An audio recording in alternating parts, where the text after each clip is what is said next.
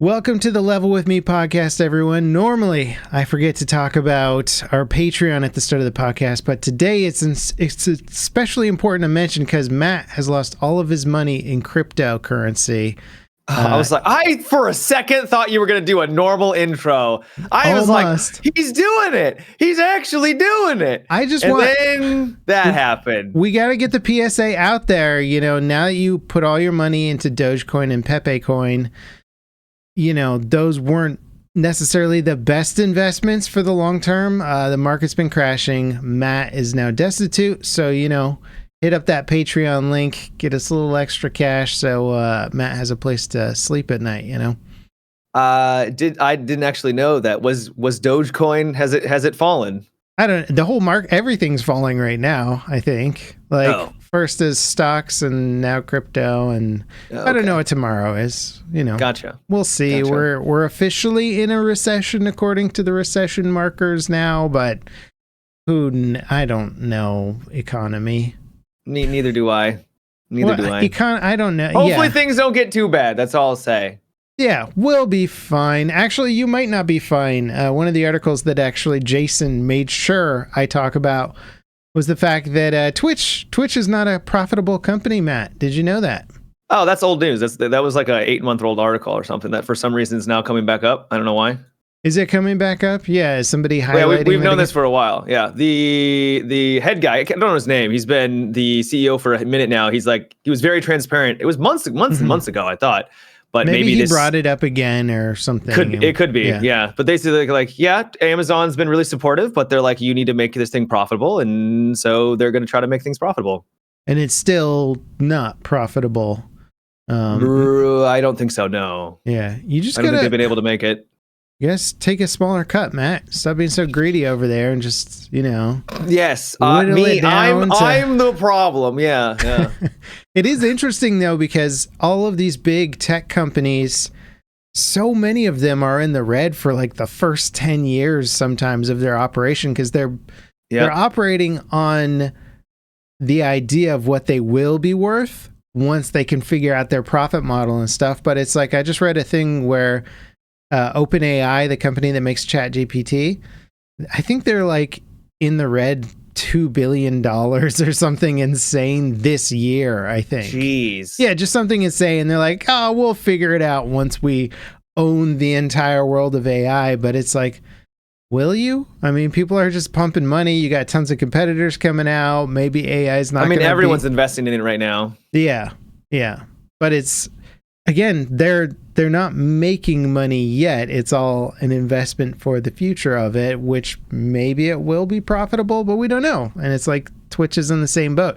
Turns out live streaming stuff in high resolution to millions of people around the world is pretty expensive. It's pricey. And that's really what it comes down to. They've got so many smaller channels that don't really generate any revenue, but they have to still allow for them to live stream because it's, you know, that's the whole platform. And that just soaks up a lot of resources, and it's tough. I don't know what Twitch is going to do.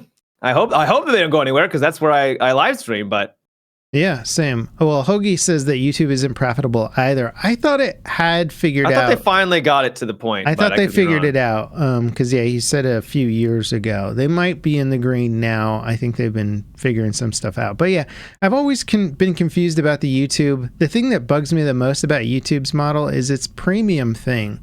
They just don't put enough value behind YouTube Premium. You're like, okay, I can watch YouTube stuff without ads on it. It's like, that's nice. Anything else? It's like Twitch Amazon gets Prime, right? You get all this Prime stuff with it. And it's like, in my opinion, there's way better value there. YouTube needs to partner up with some of the other billions of assets that Google owns and figure out a way to make Premium like a nicer deal so people will buy it, because that is a really nice way to generate some additional revenue for the platform. There's just not enough value there to be like, sure, $15 a month for YouTube versus Netflix and like all these other streaming platforms that you could get so much content from. Some people, all they do is watch YouTube though. Like that's just their preferred platform and that's all that they consume. And like it's value for them. It is fair. My algorithm's getting all messed up lately because My daughter likes to Yeah. watch dance videos now. She likes to watch people dancing. And then my son's all like go-kart, like just go-kart, go-kart, go-kart. And so, yeah, my algorithm's like all over the place. YouTube Nice. doesn't know what to show me anymore. Yeah. And then I'm gaming stuff or like weird tech articles and whatnot. Well, it doesn't help if you watch like one video on a topic. It's like, oh, they watched a single video on this topic. I guess now I'm going to flood them with every video known to man about that topic. It's like, no, it was just one thing. It was just a cursory glance. I don't want any more. Thank you, YouTube. Yeah. Thank you. Yeah, it was a hot thumbnail. I clicked on it for half a second, realized the content This is was true. garbage. It's absolutely like I'm guilty of that. I click on a lady that looks very attractive. I'm like, oh, and then I regret it because then they're like, oh, you want to see attractive ladies? I was like, well, yes, but no, not all the time. Or the content's just terrible, and then you're like, oh, I don't want to watch this at all. Then YouTube's like, here's some more like cooking shows with like loosely clad women. You know? I don't know. I haven't seen that content. I used to watch like exercise videos because, I was trying to learn some exercises. And then it just started flooding my feed with just big muscly men and women. Just the entire feed was just muscly men and women. I was like, this is fine, I guess. Nothing wrong with that. Have you seen that clip of, it's like from an old movie in like maybe the 80s or something with like Jamie Lee Curtis and John Travolta? And they're like in their, you remember 80s workout attire, which is just like yes, brightly colored spandex stuff. Yeah. And they're just basically humping the air for like 2 minutes in this. It's really funny.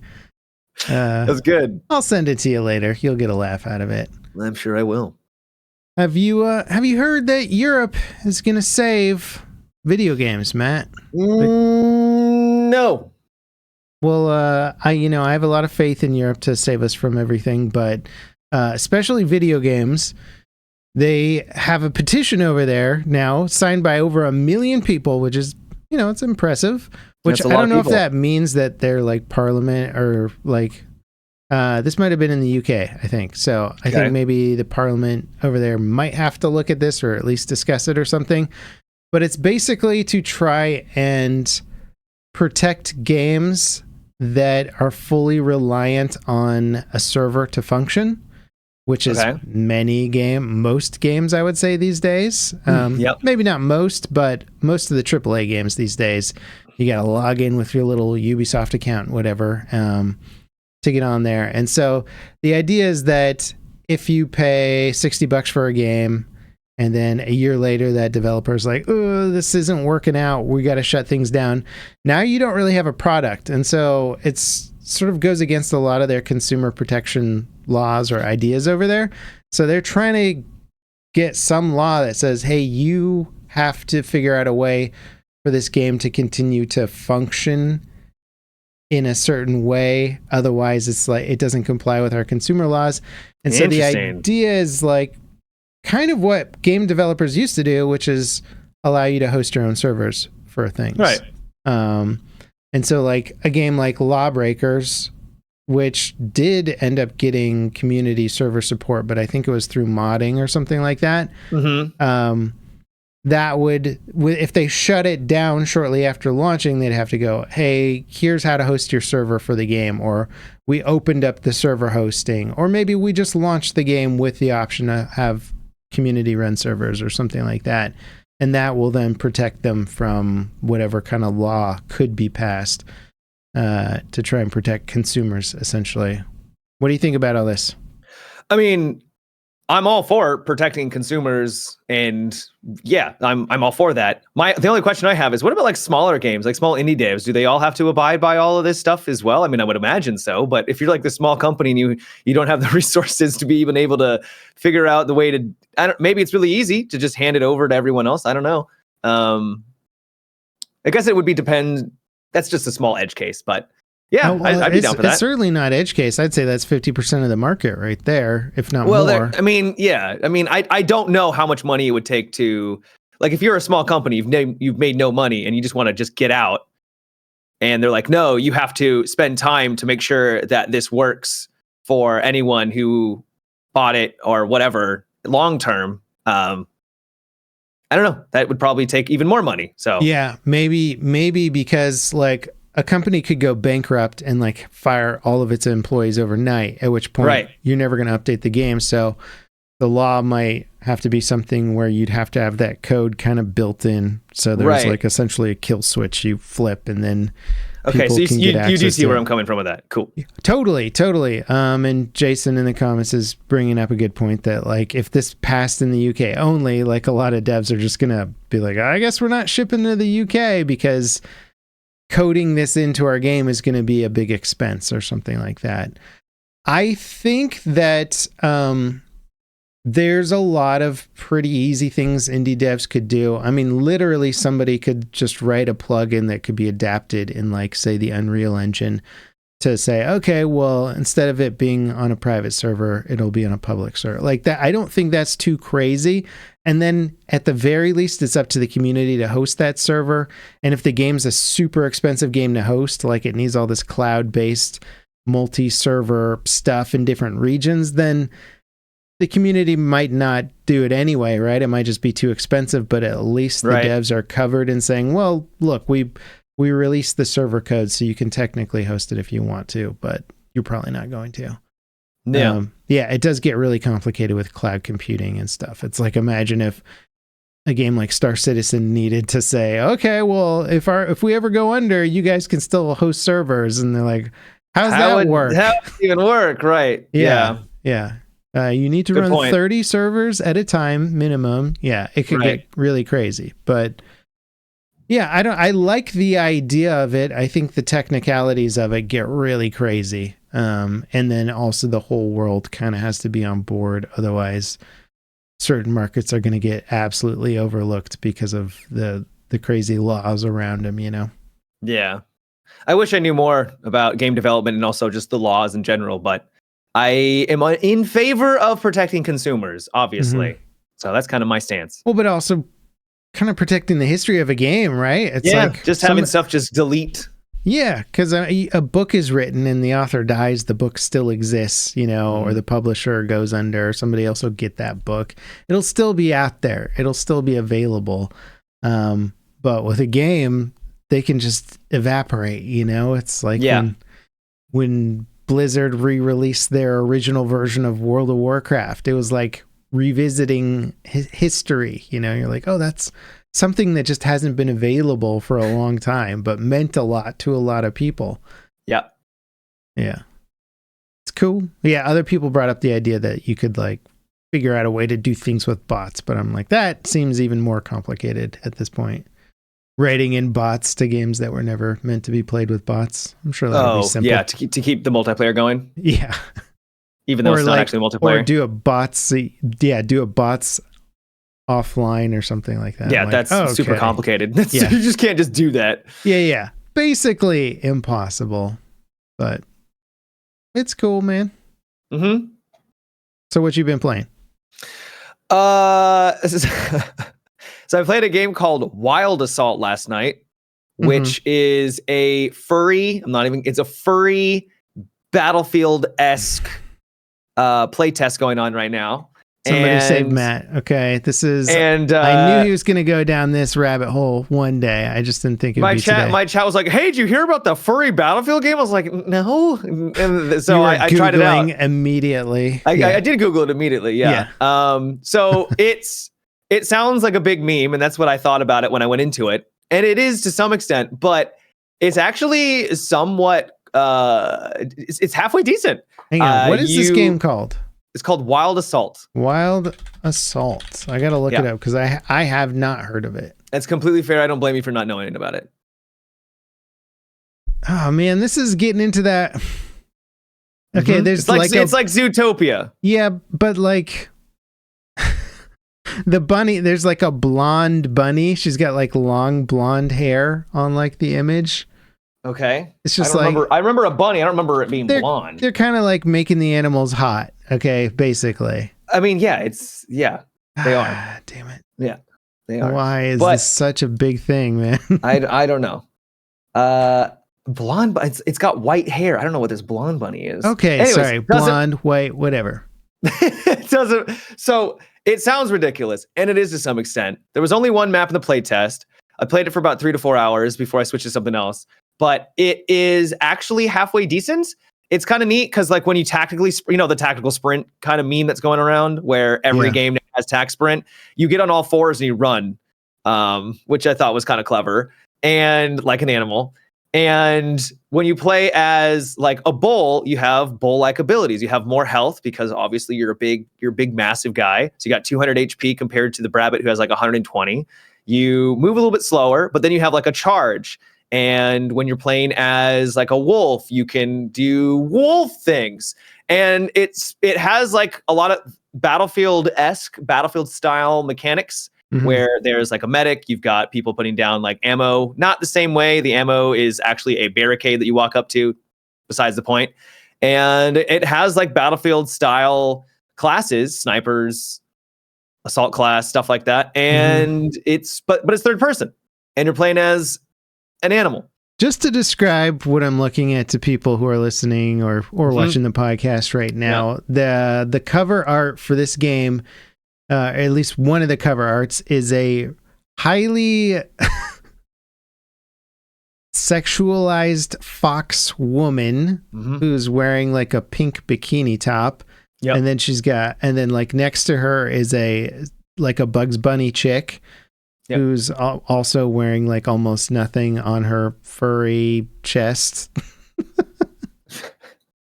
Why is this a thing, man? Why is this? Well, the thing is like those are the only two. Everything else is just like everyone's fully clothed. They're just it's those two characters. Everything else is normal. Woman? What is she? What's the black one? There's a skunk. Yeah, there's a skunk. All right. They send out toxic gas. They're like an area effect character. I just want to say I don't like this lane for I don't know where this whole like how it started getting normalized and everything.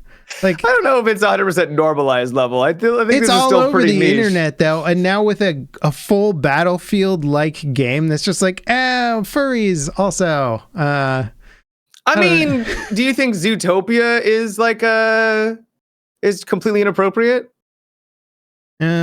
Because a lot of the character models remind me more of Zootopia. The only one that's like super sus is the fox. Everyone else actually kind of just looks like a Zootopia character. Yeah, I'm trying to remember exactly what they didn't overly make. No, because it's a Disney movie. Yeah, they didn't make them like have their cleavage or whatever in Zootopia. Right. I feel like it's sort of. You could say it's similar, but this one is definitely playing into some... It's still... No, I'm not disputing that. I'm not here defending it necessarily. I'm just saying... You said it was fun, which is besides those two characters, everything else was kind of like a Zootopia Battlefield-esque style game. It's still ridiculous, but I got to admit, when you're playing as the bull, whose name is Ryan? His just name is Ryan. Ryan the bull? Yeah, you literally will charge at like a group of people... and they'll like fall to the ground. You'll do massive damage, and then you just whip out the shotgun and you just blast them all. It's surprisingly entertaining. But it only had one map, and the netcode was a little janky. People were kind of jittering around a little bit, but it was a neat little experience. Except for the fact that I know the theme is definitely not going to be for everybody. I think it's that watch the next Battlefield game is like that's the big angle that they went for. It's like we went for tornadoes last time. Now you're gonna play as cats and dogs. Yeah. What'd you think about that article interview, press release, something where the guys working on Battlefield basically said it's gonna be the most as EA CEO basically spouting off PR stuff saying it's going to be the most ambitious project in their entire history, and he kept calling it a Battlefield universe. Yeah. Did you hear any of that? Did you I heard that. Was there anything else expanded upon that at all? Not really. He just kind of hyping. This is why I hate CEO calls, because they're like, it's all just marketing talk. Right. They're not going to be like, oh, so things are going really poorly. You should probably not invest in our also just anymore. Nothing specific, right? They're not like, there's this cool new thing that we're working on. It's always just like, this is going to be the most ambitious, biggest thing. It's going to be incredible. The best thing you ever saw. And you're like, what does that even mean? You haven't said anything. Right. But They keep trying to hype it up as the most ambitious Battlefield ever. What do you think that means, Matt? Well, when I hear that, I think of they could be doing multiple game modes, like what they try to do with 2042, where they have like a hazard zone. I mean, we're seeing it with Delta Force, right? Delta Force has the Battlefield style game mode. They've got the extraction, and then they have the single player. And I would argue that's pretty ambitious. It is, and actually. I wouldn't be surprised if this means that there's going to be a single player in the next Battlefield. They're probably going to do something along those lines, and maybe we'll see something like an extraction. Who knows? Could be battle royale. They could be all hands on deck, just trying to be like, we need to put our best foot forward.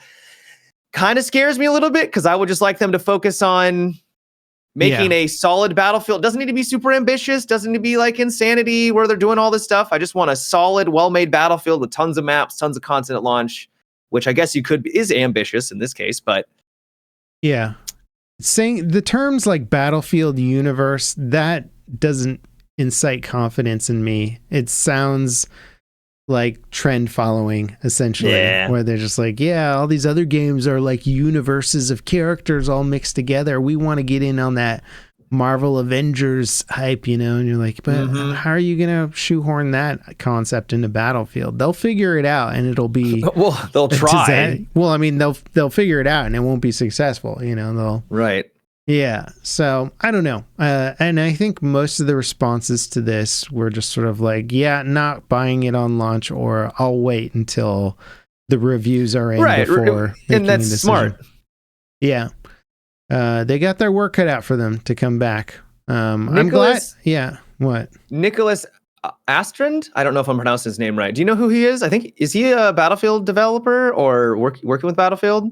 Yeah, he either used to or he still does. I can't remember. I think because Tom messaged me and he said he's just posted 6.25 and there's a bunch of Battlefield people like, oh, what does this mean? Really? Is there going to be announcements, or is there going to be? Because I can't remember. I don't know him very well.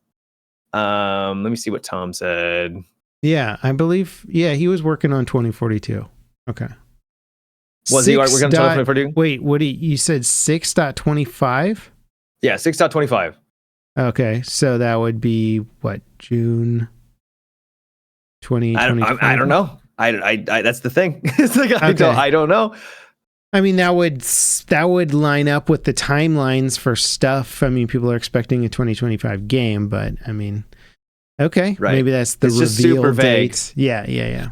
I'm gonna have a really hard time getting hyped for the next game until they show any sort of content that looks very competent and like it's heading in the right direction. Oh yeah. There's no hype right now. Literally zero, because we've got nothing to base it off of. The only thing I'm hyped for is I just want another Battlefield because I love Battlefield. Yeah. It'll have at least a high degree of at least visual production quality. We can't speak to the reliability or bugginess of the game, but right. DICE has always kind of held themselves to a pretty high standard, at least when it comes to visual stuff. Although you could argue 2042 rears its head like a little bit of a downgrade. Yeah. Like, it's not our fault. Battlefield 5 and Battlefield 1 look so good. I went back and played Battlefield 1 and I'm like, this game is old and it looks so good. Yeah. It is. The atmosphere in that game is wild. Yeah, people don't understand how much a game's graphics really are kind of an artistic mastery. It's not just, we turned on this setting. It's like, yeah, that can add a lot, but if you know what you're doing as an artist, you can get kind of basic effects to look so much better with all kinds of trickery and stuff. And DICE has been a master of that for a very long time. And I think they lost some of those people with 2042. Where they're just like, I don't know, just turn on. Well, we already know the bunch went to Embark Studios and started making their own games. Yep, and tons of other studios too. Yep. But I think David Sirlin's back, so that's good. Yep. Hopefully, he's got I think he's got a prominent position too. Yeah, he wouldn't have come back unless they were like, you're in charge of. And he's, for those that don't something. know, at least if memory serves, he was the one that really, or at least he had a big influence on turning Battlefield 4 around. He was really active in the community. He was very transparent, and he did a lot to bring that game around to where it is, and now is one of my favorite Battlefield titles. BF4, yeah. BF4. Yeah, and it'll be so by the time this podcast launches, we'll already be playing Delta Force, and which I think about because it looks very much like BF4 in some ways. I mean, it looks a lot like 2042, really, but the old school element for the single player, it's all kind of like riffing off of different genres and eras, but it still feels very Battlefield-y. You excited for that? Do you have a key for that yet? Or? Yeah, I do. I'm going to be playing it tonight. That's the plan. Nice. What's the release date for it, or time? I think it's in actually like 2 hours, two and a half hours, something like that. So yeah, it's coming out soon. Cool, man. You excited? You pumped? Yeah, I'm looking forward to it. Yeah. I'm going to keep my expectations tempered. I'm not going to expect it to be game changing, but like I just said, I like Battlefield games. This is clearly trying to be a Battlefield title, and if it can hold me over or at least be something to play for a while until we get more Battlefield news, sign me up. Yep, I'm excited to try it. No, I haven't seen anybody raving about it, which is the only thing I'd be like, okay, well. Well, also no one's really played it except for. Well, I've seen some people raving about it. Like, oh yeah, some YouTubers. Jack, I know, at least according to his titles, he was very positive, and yeah, I think some people are at least looking forward to it. This will be a good discussion for next podcast. We'll get deep into it and see if Battlefield's or if EA is about to get undercut by Delta Force. It could be interesting, especially considering it's free to play. That's the crazy angle, right? Yep. Is I don't think the next Battlefield game is going to be a free to play title. So you got free to play knockoff game versus the actual game.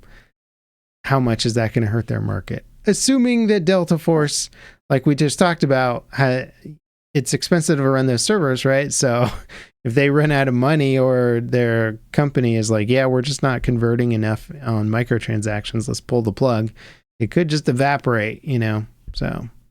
Well, if it's a good game, hopefully people will stick to it. Yeah, but there's plenty of good games that can't make it in the MTX world or just have bad microtransaction conversion. It's like Apex Legends Mobile. That game was like winning awards. It was getting like 10 out of 10 reviews and stuff. Oh, really? And then they like shut it down because they're just like, it's not bringing anything in, and the player retention is not as good because it's, whatever. I don't know what it is, but. That is a good point. I would argue to some extent, if it's not retaining its players, then it's not a good game long term. Yeah. So, I pulled that out of my head. It might have not been specifically that, but that's fair. There was some issue with it where I can't remember what the specific. They were kind of vague about their reasons for shutting it down because people were like, "This was an incredibly well reviewed and well liked game.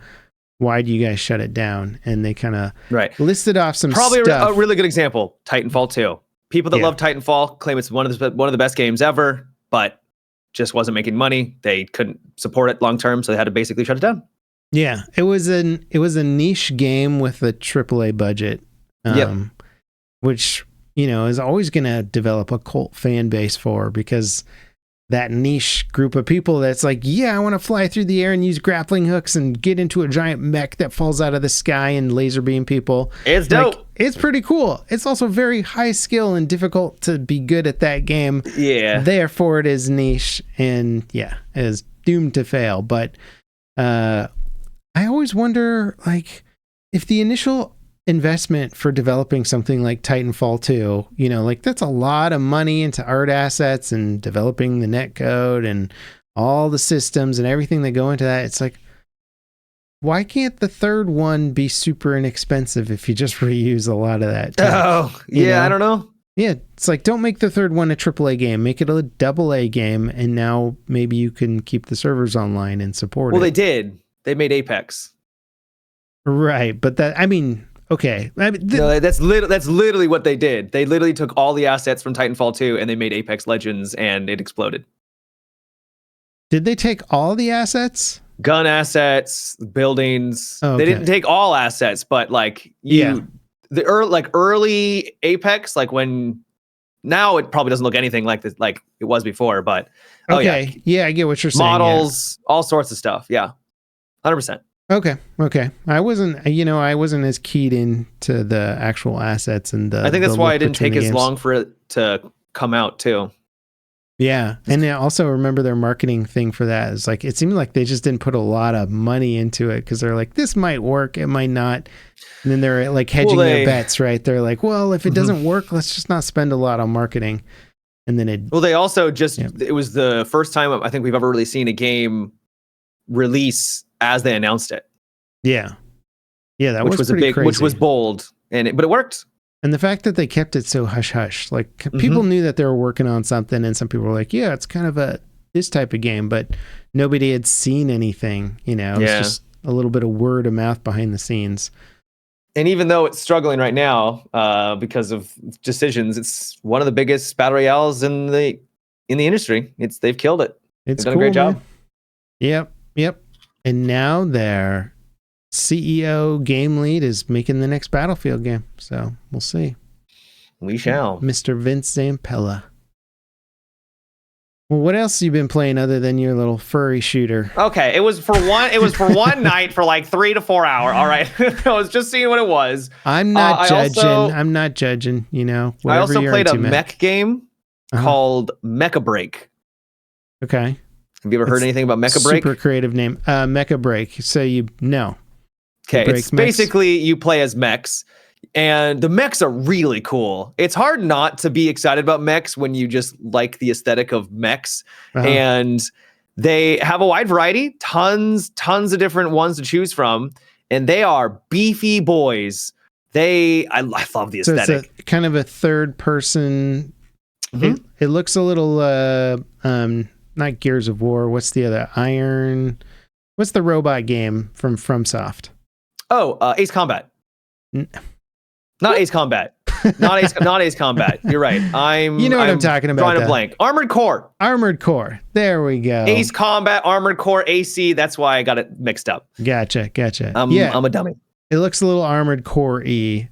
Maybe more colorful.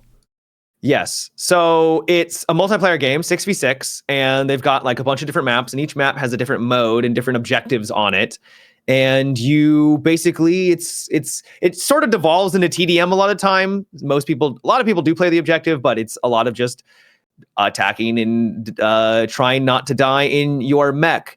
It's got these are straight up Gundam ripoffs. Like I like them too. Yeah, it's Gundam. Like one of them. I mean, is a gun. I mean, it just is a Gundam. Right. Yeah. They're mechs. Okay. There's only so many ways of making a mech. I think the mech designs look awesome. Yeah. But the game is less about aiming necessarily. Like there is aiming.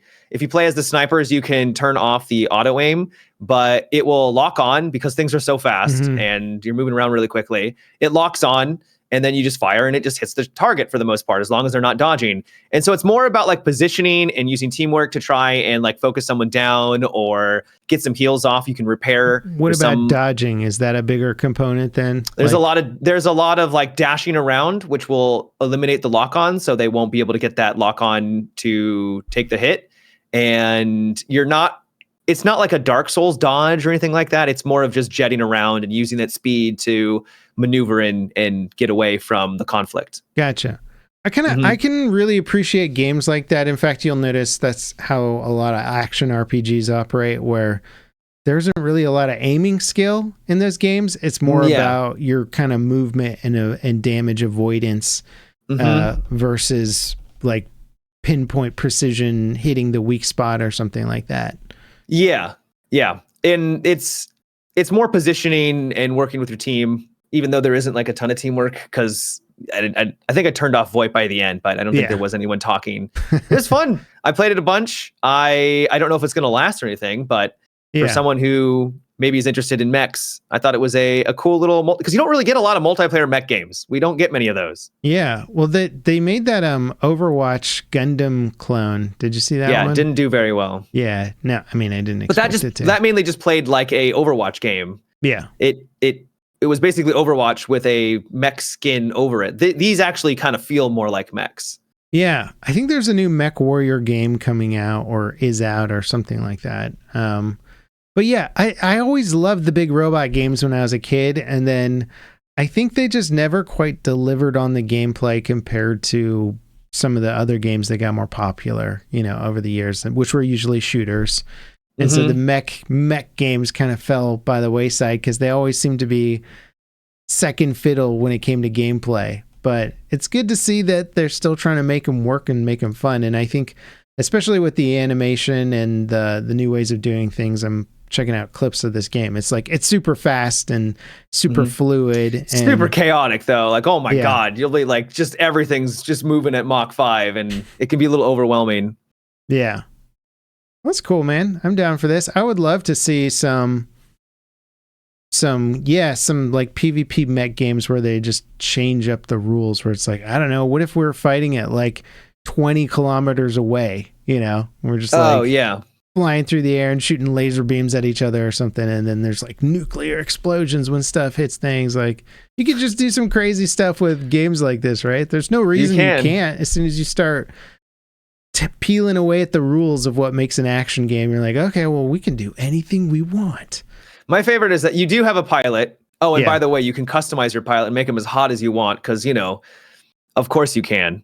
Can there be furries, Matt? No. No. Oh, we're onto something here. A furry mech game. Yeah, let's mix genres, right? So you're like a furry piloting a mech. Oh, I thought it was like... the whole mech's furry? You could do that too, I guess. It was like, this is some Attack on Titan nonsense now or something. Panda mecha running around. A hot panda? All right. Hey, you're the one that plays these games. Yeah. I played one game. One. It's fine. I'm not saying there's nothing wrong with it, man. Play what you want. Yeah. I don't even know what I was going to say anymore. So I like Mecha Break. Okay. I'd recommend it. I think they're going to have an open beta for it in a couple of days or like a week from now. I don't remember the exact date. And yeah, it's a neat little game. I give it it's a solid it's fun. How many bowls? 2 out of 3 bowls. 2 out of 3 bowls. All right. Yeah. 2 to 3. Pretty good. Mm-hmm. All right. Well, I'll keep my eye on Mecha Break. I'm a sucker for cool looking mech games too, but the Overwatch one, I forgot what that one was called, but just that type of gameplay mixed with realistic looking mechs doesn't sit well with me. I'm like, it just feels too weird.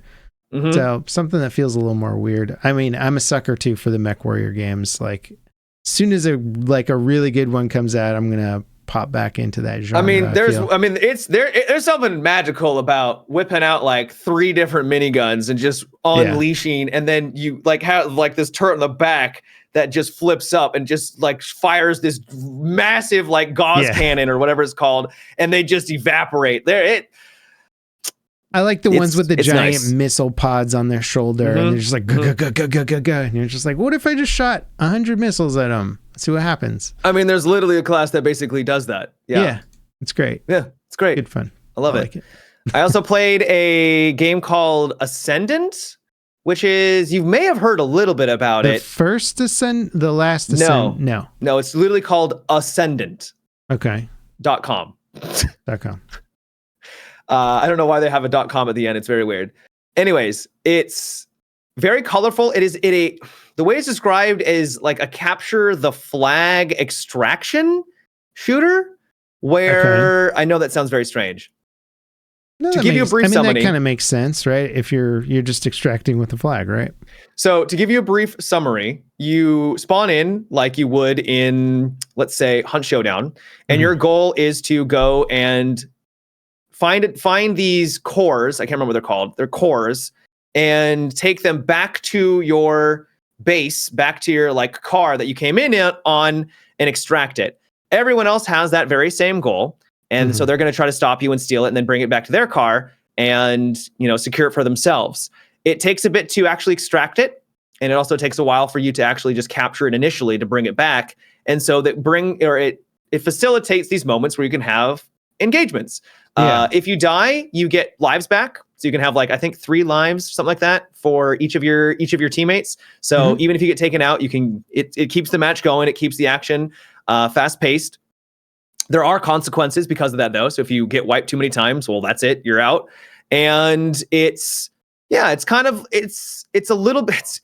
blending so many different genres like Hunt Showdown. It's not a true extraction looter shooter where you're trying to find necessarily a bunch of weapons to then take out to use later, but you are going in to look for better weapons around the map that allows you to exceed in the actual match, like a battle royale. So, and you'll have like pictures shields. Of it. Are there like dinosaurs in it or something? Yeah, so there's many objectives that you can capture, and it's called the gore lizard, like a gorilla lizard thing. Yeah. And you go around and you become the lizard gorilla. And it's completely overpowered. Tomographic and I played together, and we went on an absolute rampage where he would just literally jump in on the enemy, start slashing. I'm in the back trying to support him, and the enemy team is just running around with their heads chopped off because there's nothing you could do. You're now dealing with a gigantic lizard. It reminds me of Evolved. Do you remember Evolved? Mm-hmm. I think it was just like called Evolve, right? Evolve. Yeah. And it's like that. Yeah. But in this game, for some reason. But you can become them randomly if you capture the them. Side objective. Yeah. So it'd be something else to fight over, right? So if they're off getting the point, but you're doing this, yeah. I'm down with companies that take a genre that's already been well established and just injecting some fun new mechanics to it. Like, I get so bored with like, here's the same thing, but in the Wild West or something. And you're like, is that it? Is that your only twist? Yeah. So yeah, taking a genre and then adding in new gameplay elements, because there's so much we can still do with these genres and kind of evolve them and make them more interesting. You don't have to necessarily make the next big thing. You can just take the current big thing and change it enough to make it new and fun again. And it seems like that's what they're trying to do. The graphics look nice, very colorful. Yes, very colorful. It looks cool. Yeah, I like what they were doing with it. It doesn't seem like it's getting a lot of traction, unfortunately. But such a hard market to break into. I mean, they're going up against Apex essentially. Yeah, I don't think they have a ton of developers working on it. I think it's a pretty small team. So for being a small team, it looks really good and it's running pretty well. So I'm impressed in that respect. But there is sort of like a meta progression where when you extract with the cores, you get this currency that you can go in, and outside there's like basically a chill out spot where everyone kind of just hangs around, and there's like mini games that you can play while you're waiting for like the queue. There's different like quests you can go on and talk to different people. There's merchants who will have those quests where you get their reputation higher, which allow you to unlock potentially different, maybe better weapons that suit your play style. And attachments and things like that. So there's in going for the it. Round, or is that permanent? So you can basically make a weapon, and then I believe while you're in the match, you can then purchase that weapon from a vendor like area with the currency that you're getting while you're in the game to then use that weapon. The more attachments you put onto it, then the more customization you put on it, the more expensive that will be. So you can make like this really awesome weapon, but you make it too expensive, you'll never be able to actually unlock it while you're in the match. Can you make multiple tiers of weapons then? So like you have your kind of early game weapon that you like. Yes. Okay. Yep. That's cool. I like that. Yeah. Seems like there's a lot going on there. I wish them luck. Seems like a very hard genre to break into. Speaking of hard genres to break into, have you seen Shroud's game that he's been showing off a little bit? Oh, yeah. It looks pretty cool. Yeah. What is it? Spectre Divide? I believe you're right. It seems like it's kind of going into the Counter-Strike Valorant genre of games, kind of high skill, which makes a lot of sense. He's a Counter-Strike player or ex-pro player. But I'm very curious because this is he seems like he's been highly involved with the game, not just, So he didn't like make the company. Was he more of a consultant? I don't know the details around it. I'm not entirely sure. I think the company existed first, but him and somebody else, I think, another influencer. Is this Sakral's title? Because I think Shroud is working on another game then. Because I thought him and Sakral were making I thought they were doing large it open world survival title. The article just says it's from his new game. Shroud showed off gameplay from his new game. I don't know. Okay. Well, we'll just say that he was highly involved then. Or it was literally just his game. Yeah, could just literally be that. It's his game. He made it by himself, solo dev. By himself, solo dev. Yeah, it does look interesting, actually. I want to play it. I like the visual style because it's taken a little bit of the cartoony style, but it still feels more hardcore. Like it still feels a little bit more military-y. Okay. It's hard to describe. It's cell shaded, right? It's cell shaded, so it could almost feel Ghost in the Shell, but like a more colorful version of that, I guess. For those of you that don't know, it is like Counter-Strike and Valorant, where each round you buy weapons and stuff like that. But the twist on it is that you have a second character that you can play as in the match, where it's 3v3, but in reality it's actually the divide. Yeah, that's where the divide, Spectre divide. Yeah. So it's a 3v3, but technically there's 6 characters on the match. So it's kind of like a 6v6 where there will always be that second character, but you can switch to them at any time in the game as long as they're alive. And so you can set up basically, you can go for a plant with one character, switch to the other one, and then defend your own plant with your secondary character, which opens up so many possibilities. And that's the real twist to the genre, is that you'll be able to have these different dynamics in this different gameplay experience. Yeah. And I'm sure it's going to have, with Shroud's kind of, hopefully he's like in there micromanaging stuff in terms of like the actual nuances, because those games really come down to the nuance of gameplay. So if he's there making sure that it's got a high skill and also accessible approach to it, it could be great. One thing that what stuck out to me is I was watching Tom's Tomographics video, and he was talking to the devs, and I think they said moving doesn't reduce your accuracy and you can move while shooting. I hate Counter-Strike and Valorant's nonsense when it comes to it just feels archaic. For people that love it, I'm happy for you. It's never meshed with me. I've never enjoyed it. It just feels so old and outdated. And so to have something that is feel a little bit more modern, I don't want like Call of Duty or anything like that, but something where you feel like you can move around a little bit without getting super penalized, I'm excited for. And you can find the skill in other areas, right? Absolutely. Like, why does the skill have to be stopping and then shooting? Is that an interesting skill?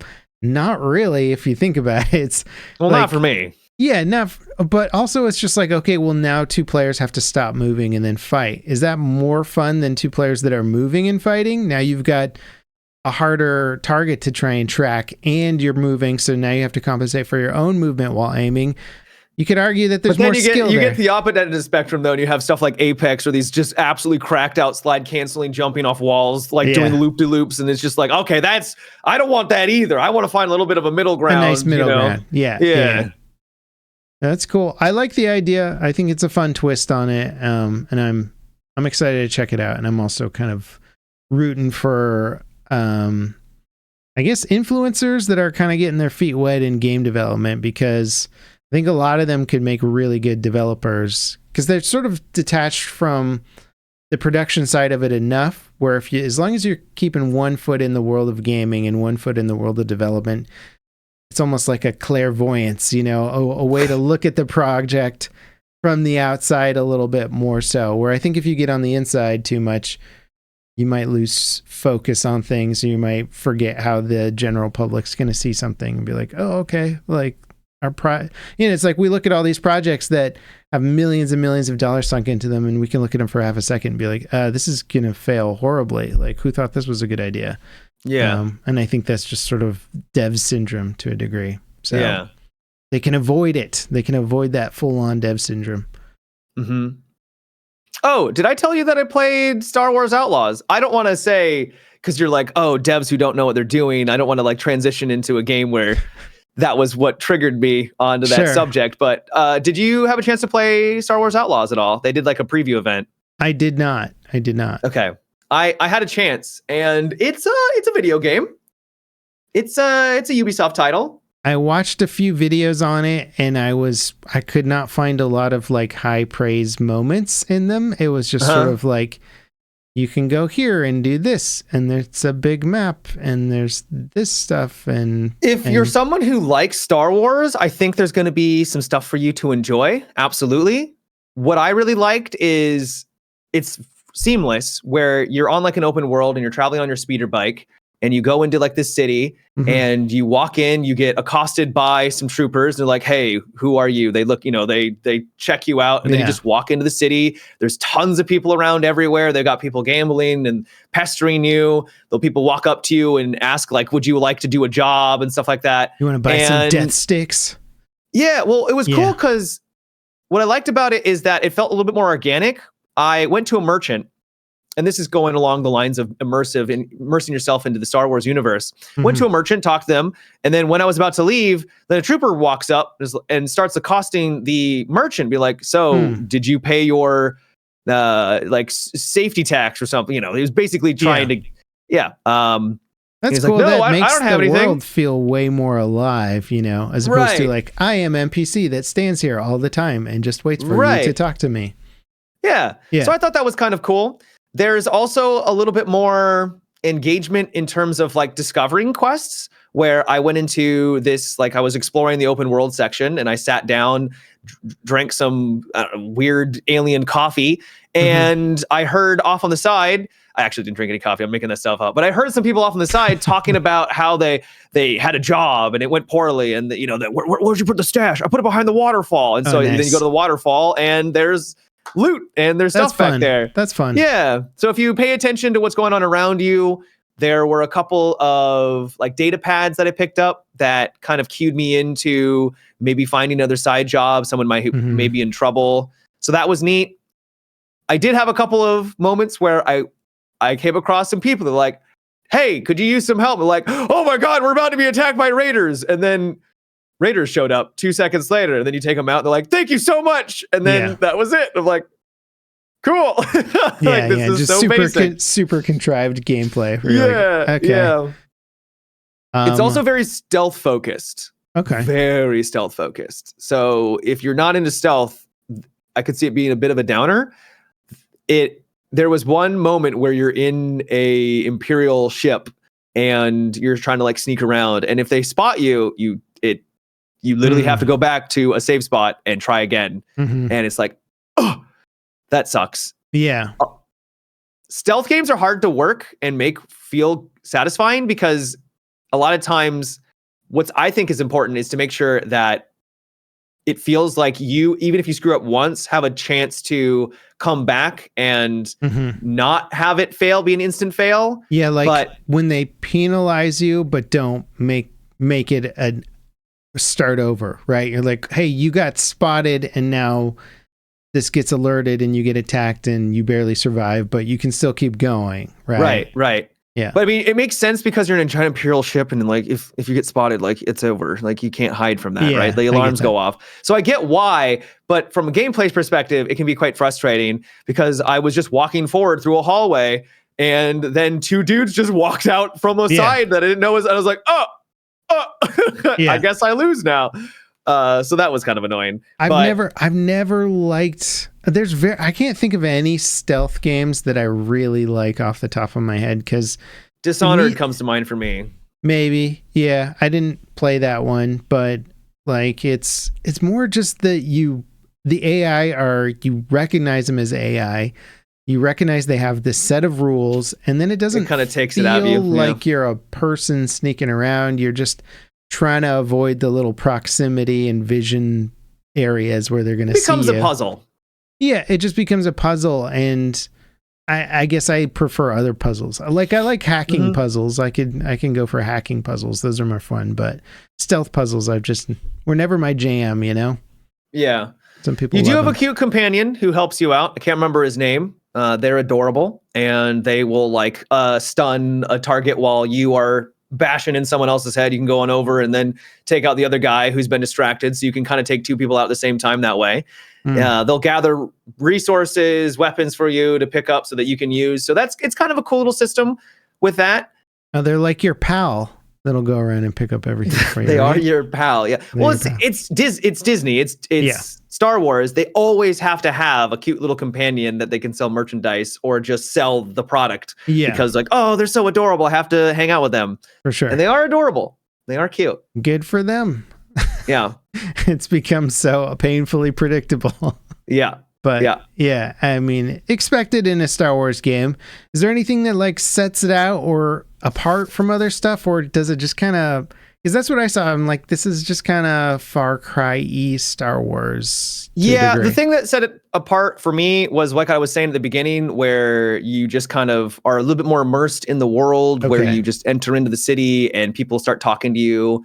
It seems that you can tackle missions in different ways because the main story required me to like infiltrate into or like sneak into this Kingpin's like lair.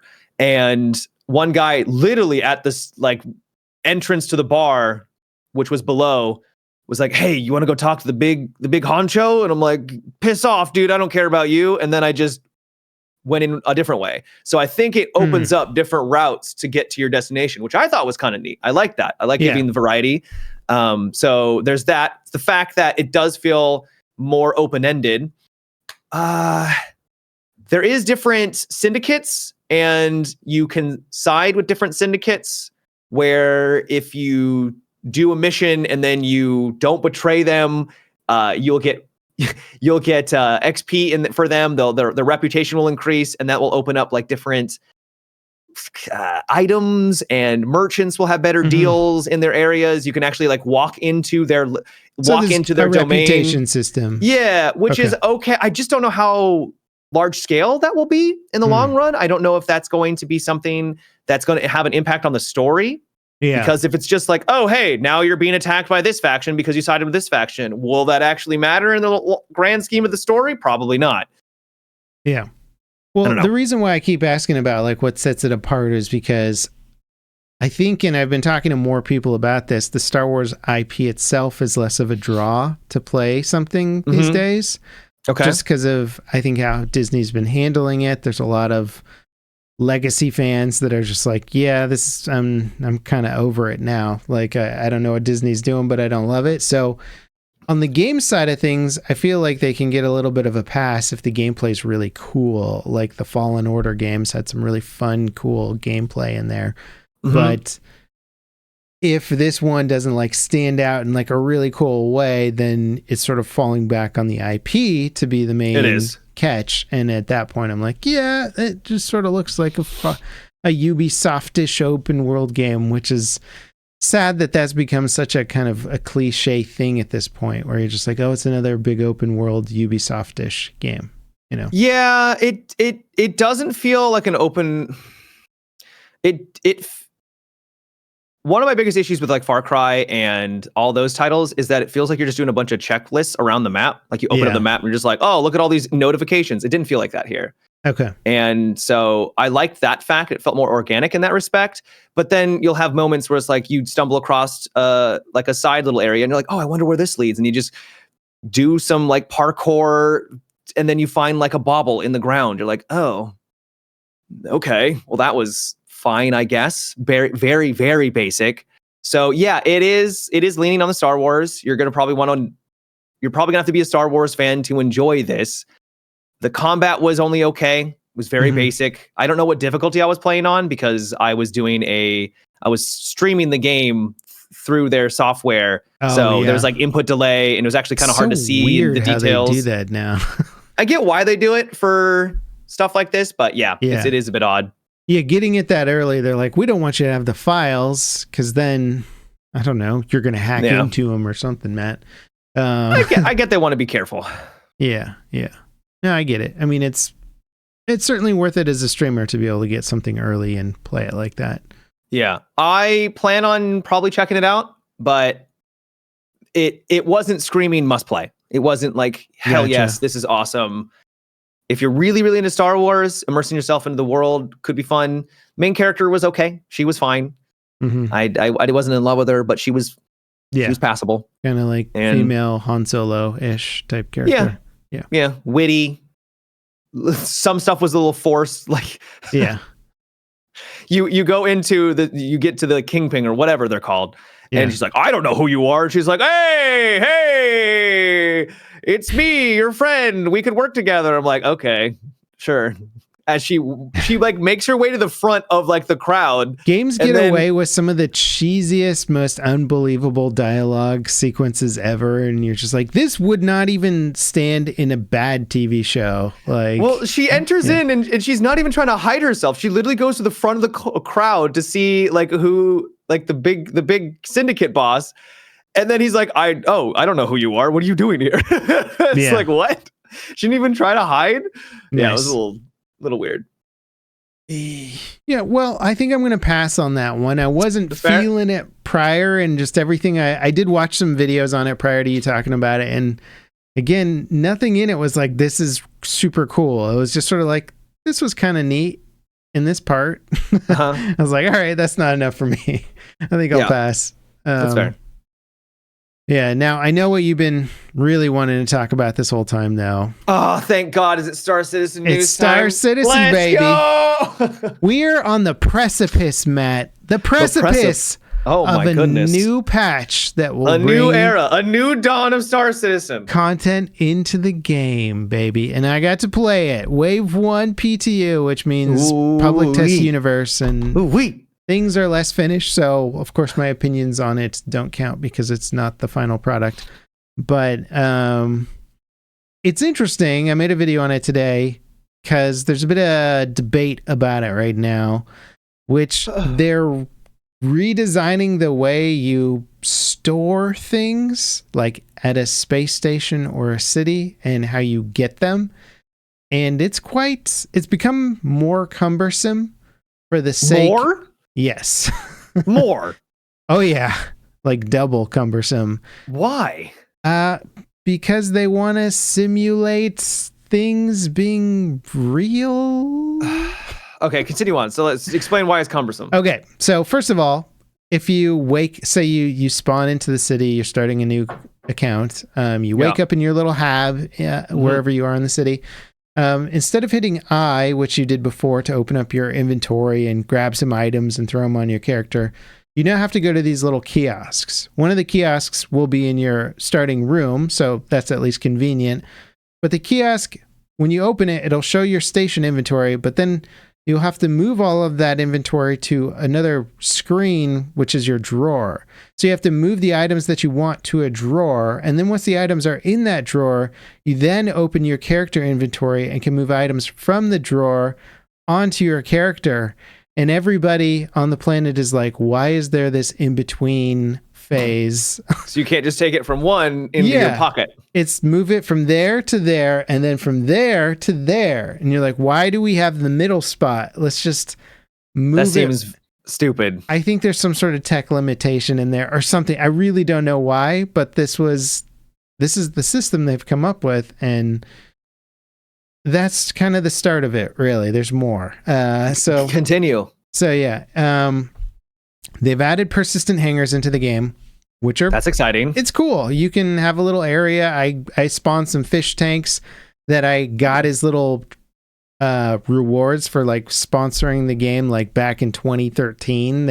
I can finally get them now. Hell yeah. Yeah. So I'm throwing my fish tanks and stuff and decorating the hangar, and it looks odd because it's this giant industrial hangar and you've got like an ottoman or something, and you're like, this feels out of place. But that stuff will persist now. So that's your hangar. So if you log off and come back, you've got it set up. And so potentially when they get armor racks and weapon racks, you could have all your cool gear set up there. And then you can do like a cool equip phase. And I could be like, Matt, come over to my hangar. Yeah, just take those guns over there. Grab some grenades, we'll go have a good time. So that's kind of the idea. Which is cool. It's cool. It's not quite there yet because they don't have the weapon racks and all that, but they've shown them off in videos, so we're getting them at some point. Mm-hmm. But to get big items now from a station onto your spaceship, they no longer... You have to physically move them from a cargo elevator. So basically, you have another terminal by a cargo elevator inside of your main ship hangar, and you go over to that terminal, and then you look at your whole inventory, and you drag your inventory onto the elevator screen, and then you hit like retrieve, and then the elevator comes up with all your stuff on it, and then you have to like tractor beam it over to your spaceship.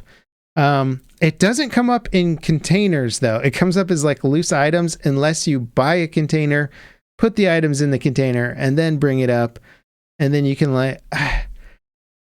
It's a lot. It's a lot of busy work. And there's a bunch of controversy about it because it's just like, how much of this do we need to sim? Why are we simming it all?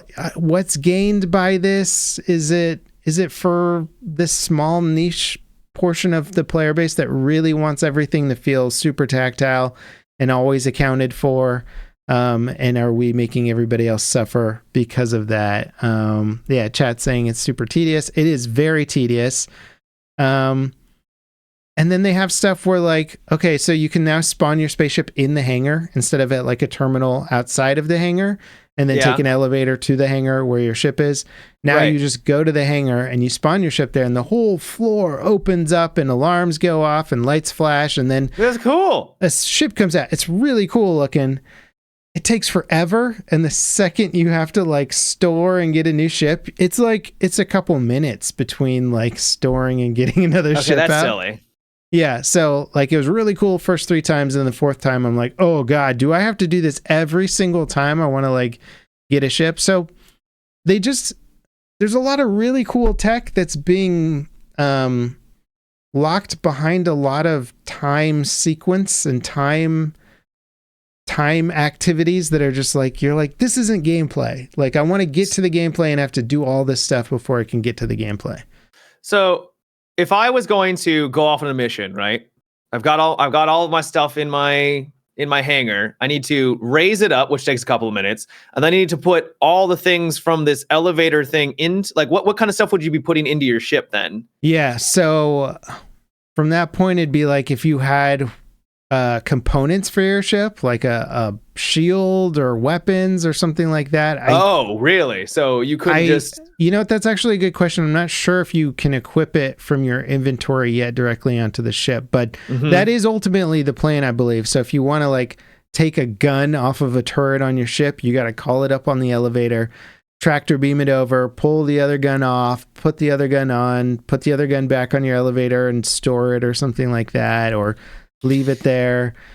It sounds cool in like on paper. That's but what I think. This whole would game that get is annoying after on. a while? Yeah, I think everybody's just sitting around going like, this would be cool, and anybody who plays a lot of video games could listen to it and be like, this is going to be really boring and take a lot of time. Right.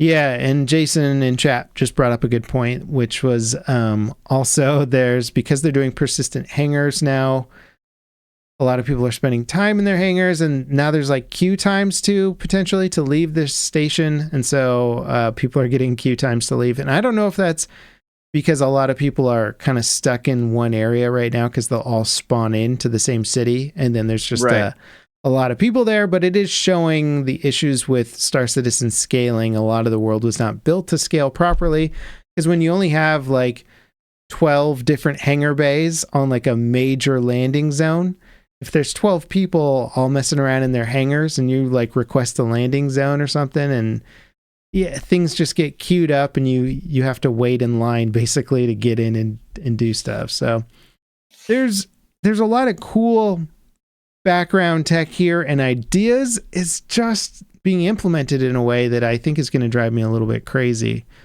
And I don't blame you. Yeah, it's unfortunate because I think there's a lot of people that love the idea of Star Citizen, and they keep watching it get bogged down by slow, cumbersome systems. And CIG has walked back a lot of their weird, slow, cumbersome design in the past, like their interaction system that made no sense. But they showed off that interaction system where you had to like, hold F on something and then it gave you like a list of options, and then you had to select the list of options, and there was never anything simple. Like if you just wanted to pick something up quickly, it was kind of a pain in the butt. But they showed off that system like, I don't know, 8 years ago, long time ago, and it only recently got replaced. So you're like, if this system's in the game and eventually everybody's like, hey, this sucks, we don't like it, are we going to wait another 5 years before they kind of roll it back? They do roll back, they do reconsider their decisions, but it often seems like it takes a long time. So I'm not thrilled about the prospect of all this. And then a lot of the game's going to involve moving bases around your main area of operation. Now it's going to be super tedious. As somebody, I've played a lot of Eve in the past. That was the worst part of Eve, was moving. Your friends were like, hey, we're over in the whatever system, come bring all your stuff and meet us there. And you're like, okay. And then you have to jump like 40 systems, and you have to like pick a ship that can carry it all, but then you're like leaving your combat ships behind, so you have to take a shuttle back and get your combat ships. Star Citizen seems like it's turning into that, but with like just an inventory thing where it's like, all right, if I want to move, I got to spend 40 minutes loading up a ship with crates, and then hopefully don't crash. I mean, that kind of seems, oh God, seriously. I mean, if they can make it work, it sounds like it could be really interesting, because if people are having to ship stuff from one place to another, then piracy becomes a thing, right? Where you're like, oh, this person actually could have some stuff on them. I want to take them. I might be willing to now be a pirate and risk taking them out because they've got potentially loot on them. But it also sounds just you like would quit the game though if you died. Oh yeah. Yeah, right? Yeah, totally. That's what would happen in Eve, is players would be moving all their gear and somebody would gank them and take it all, and then be like, oh, I guess I'm just done with this game now. Like, I'm never coming back. That was too much stuff. Yeah, I hear you. So that could easily happen, and Star Citizen's probably going to make it even easier to happen, or you're just going to crash and lose it anyway. Like when I was playing, the servers were doing hiccups, and so I was trying to move towards my hangar to like land in it. Server hiccuped, and I was like, why am I not going? So I stand on the gas, and then it just like compiles all my inputs into like one frame, and my ship just rockets into the hangar and explodes. And I was like, oh, okay. Yeah. Nice. So, I mean, like, if this is the standard for Star Citizen, and then they're like, yeah, now spend 40 minutes loading a ship with cargo to only have a weird little bug kill you. It really shouldn't be that hard and complicated. Like, it really shouldn't. What you should be able to do is just straight up be like, go into your ship, bring up a menu, see what's like in your inventory in your ship, and what's in like, and then just move stuff over, and then it just automatically just moves it into your ship, and then you go. That's all it needs to do. And I was even playing their little hauling game. So they added new hauling missions to the patch, which I've been waiting on forever. Like, there's all these ships in the game that are kind of first and foremost designed as haulers, ships that can just carry a lot of stuff. They have turrets and weapons, but that's more for defense. They're not really meant for that. And so now all these ships have a cool purpose. They have a whole mission line that they're designed for. And hauling is basically you take a contract, you bring all the cargo up on an elevator that you need to haul, load it into your ship. It's not too bad because they at least give you larger containers. So you're usually not loading more than like 20 containers at max. Often the missions each individual container into your ship. Yeah. Usually it's like 6 or 8, at least at the lower levels, but it gets higher as you go up higher. So you might want to work with a friend and load together. But I was, I want to play the space trucker, and in my mind, the space trucker is not out there doing furniture delivery when they get to the address, right? They're not like carrying the couch in and being like, you want this upstairs, or you want it in the basement, or you want the couch? And like, that's what it turns into to a degree, where I'm like, cool, I get to load up my ship, fly, do request docking, land at the place, but then you got to get out and unload everything. And some ships have tractor beams built into them, which I was excited about. So I picked a ship that could do that, so I could just tractor beam all the stuff from the cockpit into the cargo elevator, so I didn't have to get out. And I was all like, I beat the system. This is great. I don't have to get out. But once it's on the elevator, you have to go out of the ship to hit the button on the elevator to say, like, take all the cargo down to the thing anyway.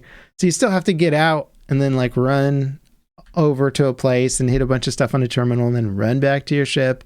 It's just like everything everything's more cumbersome than it needs to be. Everything's more cumbersome than it would be in real life. And it's 1,000 years in the future, so you'd expect things to be somewhat more efficient. But it's just, it's frustrating because I think they're going to walk back a lot of these decisions, but I think they need to spend like a year or two with it before they're like, you guys think this is too cumbersome? You guys think this is too boring? And like most people now can see it right away. And they're like, this is not a good idea. Yeah. So I think we're going to be stuck with it for a while, which that's super too bad. Cool. But we'll see. I'll just find ways around it, which will be don't interact with the mission systems and gameplay that require tons of inventory management, and that's the unfortunate side effect of it. Like if you're going out and you're getting like haul, like let's say you do take out another ship and you got to then bring all of the loot back to your ship, or you land on a planet and you got to bring it all back. And like, I think that's fine because then that opens up more moments for bad things to happen and that emergent gameplay where someone else can come in and be like, hey, what are you doing with that loot? That's actually my loot. What are you doing? And then you can have, some emergent gamelay. Yeah. But then when you get back to your ship or back to your base, it's just click of a button, just move everything over. I don't have to then haul everything out again. Like that's not the interesting part. The interesting part was when we were out there doing the actual gameplay, not when I get back to my actual base. And there's an element of risk. Yeah. No, that's a really good point actually, because I got a good memory of like we pirated this ship and the guy didn't want to give up, so we like tried to soft death him, and then his ship exploded and like all the parts fell down through the atmosphere and landed on a planet, and we were like scanning and scouting over the planet to pick up all the cargo, and like one dude would be in the back like tractor beaming it in while the pilot's like flying over the ground, and it was cool, right? It was neat. And you were picking up all this super valuable cargo that's going to sell for millions and millions of credits. And so that part's cool. And I'm all on board with that, right? Like, do it manually, go around, search for it, work as a team. But when you get back to base, then it's like, all right, guys, everybody work together to like... Let's do manual labor when there's no risk. It's literally just tedium. It's like you said, it's just tedious. And I will say, in some of the cargo mission plans for down the road, there's going to be a system where you can store the ship and it'll offload stuff. But I'm not sure if it's planned to be an option for all the time. So basically, the idea is if you store your ship that has tons of cargo in your hangar bay, then potentially its inventory, you can pay to have that inventory just auto unloaded into your main hangar inventory. But I don't think that option is either in yet, or I'm not totally clear on when you can use that feature. It might only be for certain types of hauling missions with certain ships or something. I really don't know, but I think that feature needs to be like top priority. It's like, if I don't want to do it by hand, let me just pay the little unload fee or something. Jason says that's only cargo through your inventory won't have. That's only cargo, though your inventory won't have that feature. Yeah. Like that part to me just seems dumb. Like, let me just load it onto my ship auto. Because it kind of is dumb. Yeah, they're just creating a lot of weird things where you have to call things up and it has to be in the right order. And then if you want to like get it onto your ship, but you already spawned your ship, you have to like restore your ship and then put the car. And it's just like, it's all just silliness. And it's like you're making an incredibly impressive game that's becoming less and less appealing. I hope they walk it back sooner rather than later. Agreed. Yeah. Somebody brought up an interesting point about it too, is like the system's going to be so cumbersome and unpleasant that people are ultimately just going to like store all their stuff in their own base that they build somewhere and just be like, there's my weapons over there in that container or something. Like they're just not going to bother with this massive UI system that they have to constantly navigate. Yeah. But have I sold the patch to you, Matt? Are you on board? You gonna come? I've downloaded it again. I'm ready to go. Yeah. Cool, man. We can run some cargo missions together, baby. Woo! It'll be fun. Unloading. We'll be like, you want to get that crate, Matt, or should I get that crate? I'll let you have this one. All right. Teamwork. Riveting, yeah. Yeah. You know what's cool is there's trailers for two games that are kind of like childhood games for me. I don't know if one of them is a childhood game, but Titan Quest 2. I used to play that one a lot. I remember that. Yeah. That's fun. So long time ago. Yeah, there's a Titan Quest 2 trailer. It's an action RPG that's sort of like Greek gods based a little bit more. So you're like, I don't know I forgot what the classes are. It's been so long since I played it, but I'm excited by that. I'm a sucker for action RPGs, and this looks like it's in line with the quality of Titan Quest 1. Then Wreckfest 2 has been getting trailers. And yeah. Those games are fun, man. I never had a chance to play it myself, but I probably will check this one out. Yeah, check out Wreckfest 2 because it started as I think Flat Out was the game, and it just sort of really showcased some next level destruction with mud track racing and destruction derby type racing. And in the original Flat Out games, if you hit a tree really hard, your driver would like fly through the glass of the car and like roll ragdoll onto the track. Die. And then other cars could run him over. Oh my god! and then you would just get teleported back into your car and you keep driving or whatever. Right.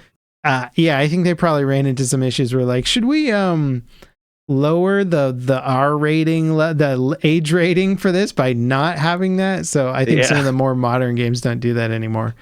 But your character just die. Yeah, I've played a lot of Wreckfest, which is, I think it's a very solid evolution to that genre. And Wreckfest 2 is coming out, and I'm pumped, man. It's going to be fun. Yeah, no, I'm looking forward to it too. The ultimate destruction derby. They do like figure 8 tracks where the middle of the figure 8 is a jump. Right. So everyone just slams into each other, and it's just it's glorious, man. It's really fun. Yeah. Yeah. So I'm excited for those games. I haven't watched any cool movies or anything cool like that, but I did finish House of Dragon season 1.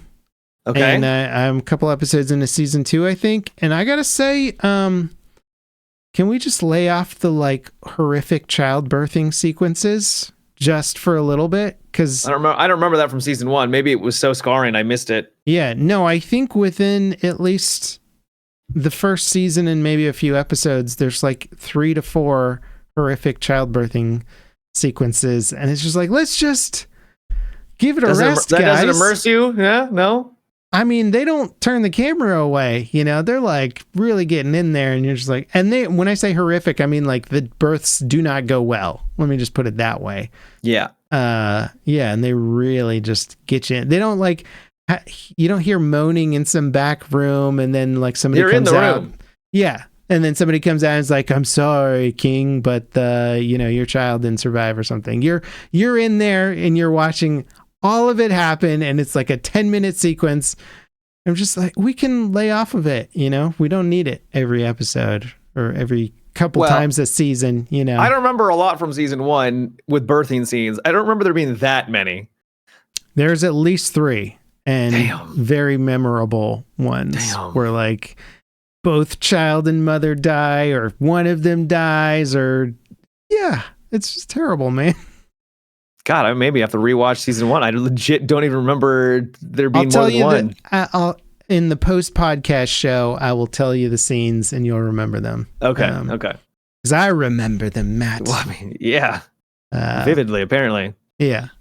Show's good though. I do like it. It is a slow burn, but I like it. It's it works. It's season great. 2 is also slow, so okay. Yeah.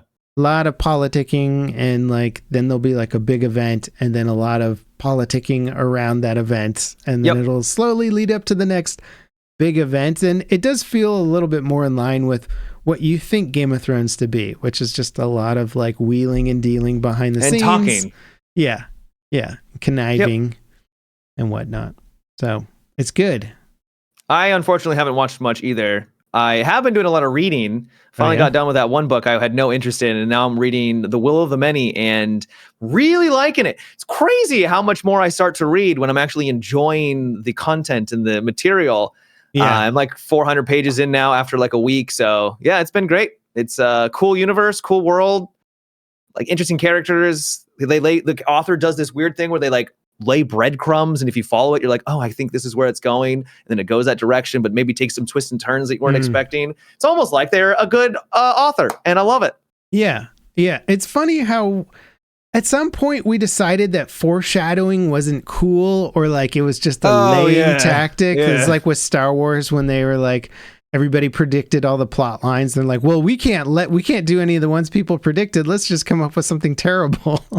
Yeah, Like, okay, I agree. I like when a story, if you're paying attention, you can kind of get a gauge as to where things are heading, right? And not everything has to be a twist and turn. You can have your twists and turns be in some other respect, but like, I love when characters act a certain way and you know how a character is going to act in a certain situation, and then they act that way in the situation because you've grown to enjoy and understand them. So, and if they do something completely out of hand, you're like, why would they do that? That seems really not like them. That's always bad writing when a character does this thing that you're like, I'm pretty sure that was just to move the plot along or to get them in trouble or create a situation, and now we have a situation. You're like, it's contrived, basically, is what that word is for. Right. And what I'm really liking about The Will of the Many is that it's about a character who has to be a little bit discreet about their past, and so they have to watch what they say.